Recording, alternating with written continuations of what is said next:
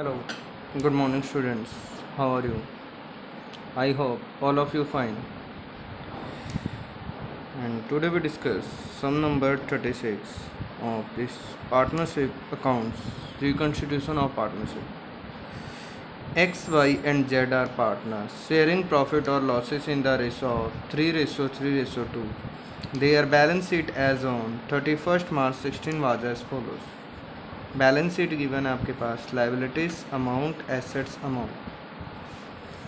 From 1 April 16 the partners decided to share profits और losses in the ratio 4:3:2 for the purpose it was agreed at. Land and building to be revalued at 50,000, machinery to be revalued at 26, value of stock be reduced 22, a liabilities 12/20 included in sundry creditor or provision. Partner agreed that revised value of asset and liabilities are to be recorded in the books. Partners क्या चाहते हैं कि जो revised value है उसको record करेंगे, ठीक है. They further agreed to distribute general reserve before bringing the new profit sharing ratio into force. Way general reserve को न्यू रेशो ले आने से पहले डिस्ट्रीब्यूट करेंगे, मतलब कि ओल्ड रेशो में ही डिस्ट्रीब्यूट कर देंगे. Prepare revaluation account, capital account and balance sheet. तो ये चीज़ें आपको करनी है, 3 अकाउंट प्रिपेयर करना. फर्स्ट ऑफ ऑल इनकी ट्रीटमेंट्स क्या होंगी, जितनी भी एडजस्टमेंट्स हैं इन सभी के 2 इफेक्ट्स होंगे. For example land and building, एक आपका रीवैल्यूएशन में और एक बैलेंस शीट में. किस साइड? Asset side. मशीनरी भी, स्टॉक भी, लायबिलिटीज़ भी और प्रोविज़न फॉर डेटर्स भी. कैसे करना है ये देखते हैं हम. रीवैल्यूएशन अकाउंट, ये देखिए मैं आपको समझा देता हूँ. ये क्या होती है आपकी डेबिट साइड और इस साइड क्या होती है आपकी क्रेडिट. क्लियर है. रीवैल्यूएशन अकाउंट का एक सिंपल सा रूल बताया था मैंने आपको, दाल और दलिया. दाल डेबिट, दलिया क्रेडिट. क्लियर है.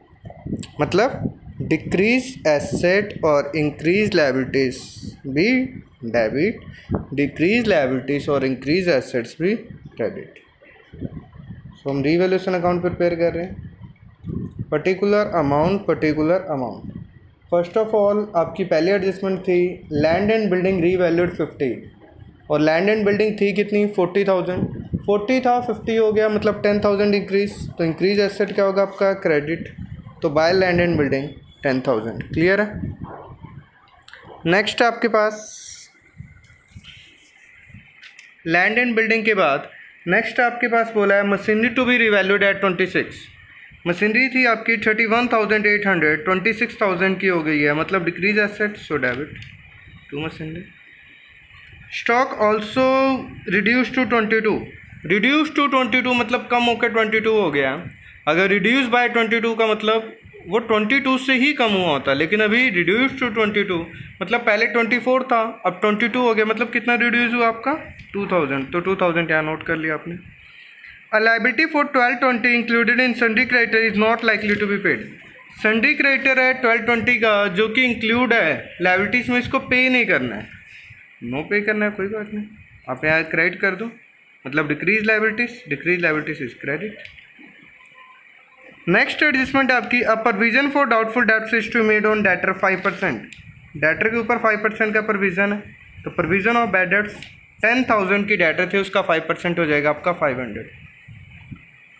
अब क्रेडिट में से डेबिट माइनस कर दोगे, आपका क्या जाएगा रीवैल्यूएशन प्रॉफिट. तो मैंने आपको बताया है कि रीवैल्यूएशन प्रॉफिट या लॉस आपने किस रेशो में डिवाइड करना, ओल्ड रेशो में. तो 2920 को आप ओल्ड रेशो में डिस्ट्रीब्यूट कर देंगे तो ये आ जाएगा. नेक्स्ट आपने प्रिपेयर करना है पार्टनर्स कैपिटल अकाउंट. तो पार्टनर्स कैपिटल अकाउंट में first of all opening balance. तीनों पार्टनर का मैंने ओपनिंग बैलेंस लिख दिया X Y Z. Next liability side general reserve दिया था तो उसको डिस्ट्रीब्यूट कर देंगे. और एसेट साइड आपका एडवर्टाइजमेंट सस्पेंस है तो वो डेबिट साइड डिस्ट्रीब्यूट हो जाएगा. नेक्स्ट रीवैल्यूएशन प्रॉफिट है, वो लिख देंगे. अब सेम डेबिट में से माइनस कर दो क्रेडिट प्लस करके डेबिट माइनस कर दोगे, आपका ये बैलेंस आ जाएगा.